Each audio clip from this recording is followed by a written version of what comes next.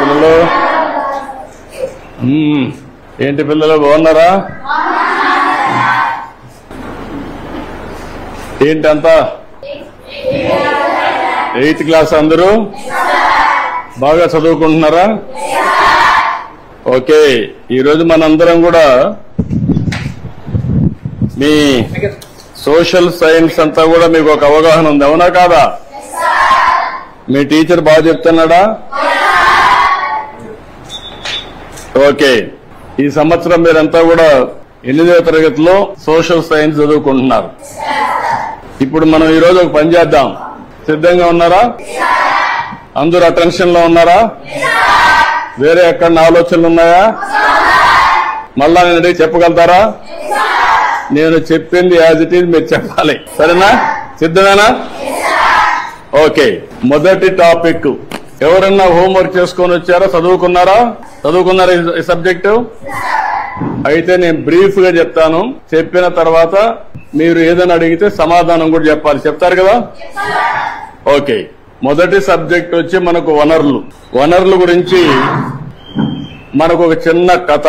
మోనా, రాజు తమ ఇంటిని శుభ్రపరుస్తూ వాళ్ళ తల్లితో గడుపుతా ఉంటారు.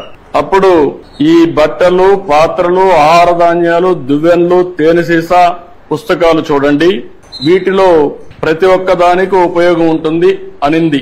ఎవరు? మోనా చెప్పింది. అందుకే అవి ముఖ్యమైనవి, ఇవి అన్ని కూడా వనరులు అని ఎవరు చెప్పారు? అది అయిన తర్వాత వనరులు అంటే ఏంటి అని రాజు వాళ్ళ అమ్మని అడిగాడు.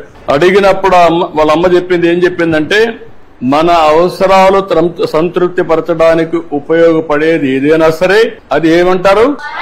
వనరులు అంటారు. మీ చుట్టూ ఒకసారి పరిశీలిస్తే అనేక వనరులు మీరు గమనించవచ్చు. తాగేదానికి ఏం కావాలంటాం? తాగినప్పుడు దాహం వేసింది, ఏం చేస్తారు మీరు? వాటర్ తాగుతారు. తాగినప్పుడు దాన్ని ఏమంటారు? అదే సమయంలో మీ పాఠశాల అయిపోయింది, ఇంటికి పోవాలి, దేంట్లో పోతారు మీరు? బస్సులో పోతారు, దాన్ని ఏమంటాం? వనరులు అంటాం. అదే సమయంలో మీరు చదివే పాఠ్య పుస్తకాలు, దాన్ని ఏమంటారు? ఎందుకు వనరు అంటున్నారు? ఉపయోగపడుతుంది కాబట్టి. మీ నాన్న ఇంటికి పోతానే మీకేదో తినిబండారం ఇస్తాడు, దాన్ని తాజా కూరగాయలతో కూడా తయారు చేస్తాడు, దాన్ని ఏమంటారు? వనరులు అంటారు. ఎందుకు ఉపయోగపడుతుంది? నీరు, విద్యుత్, అదే మాదిరిగా బస్సు, కూరగాయలు, పాఠ్య పుస్తకం, ఇవన్నీ కూడా వనరులు.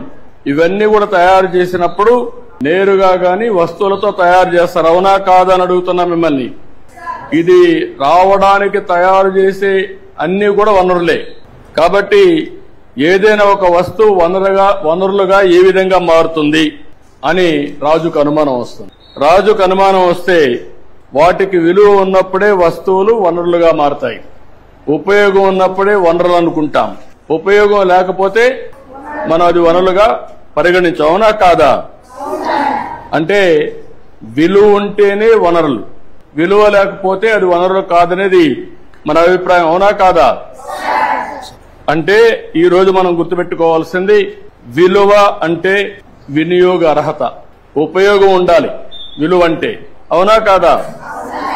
అదే సమయంలో మీరు ఒకటి గుర్తుపెట్టుకోవాలి, లోహాలు ఉంటాయి, కొన్ని విలువ కలిగి ఉంటాయి. మీరు ఇంకా చదువుకుంటా ఉంటే, నాలెడ్జ్ని పెంచుకుంటూ పోతే మీకు అనేక విషయాలు తెలుస్తా ఉంటాయి. ఈ రోజు రాళ్లు, రెప్పలుంటాయి, అందంగా ఉంటాయి, దానికి విలువ ఉండకపోవచ్చు, కానీ రెండూ కూడా ముఖ్యమైనటివి. మానవ సహజ వనరుల్లో ఇంకొక విధంగా అవసరాలు తీరుస్తాయి. ఇప్పుడు రాయి ఉంది, మీకు ఉపయోగపడదు, కానీ రాయి వల్ల ఏమవుతుంది? కంకర తీస్తారు, అక్కడ కూడా ఉపయోగపడుతుంది. ఈ విధంగా వనరులుగా పరిగణిస్తాం. సమయాన్ని బట్టి వనరుల యొక్క విలువ పెరుగుతుంది, అవునా కాదా? ఈ విషయంలో మీరు ఒకసారి చూస్తే, మీ ఇంట్లో ఒకరుంటారు, మీ ఊర్లో ఆయుర్వేద మెడిసిన్ చేస్తా ఉంటారు, కానీ దానికి విలువ లేదనుకుంటాం. కానీ దాన్ని పేటెంట్ చేసి దాన్ని గాని మార్కెటింగ్ చేయగలిగితే ఆటోమేటిక్ వేల కోట్ల రూపాయలు వస్తాయి. దానికి కావాల్సింది తెలివి కావాలి, పేటెంట్ చేసుకోవాల్సిన అవసరం ఉంది.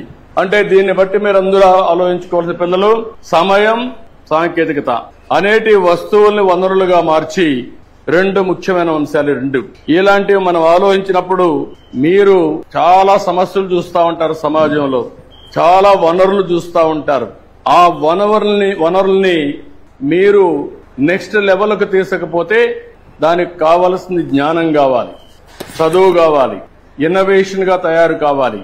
అప్పటికే దానికి విలువ పెరుగుతుంది. వనరులు అనేటివి 3 రకాలు ఉంటాయి. సహజ వనరులు. ఈరోజు కొండలు ఉన్నాయి, మీరు సృష్టించారా? ఎక్కడి నుంచి వచ్చాయి? నేచురల్ గా వచ్చాయి.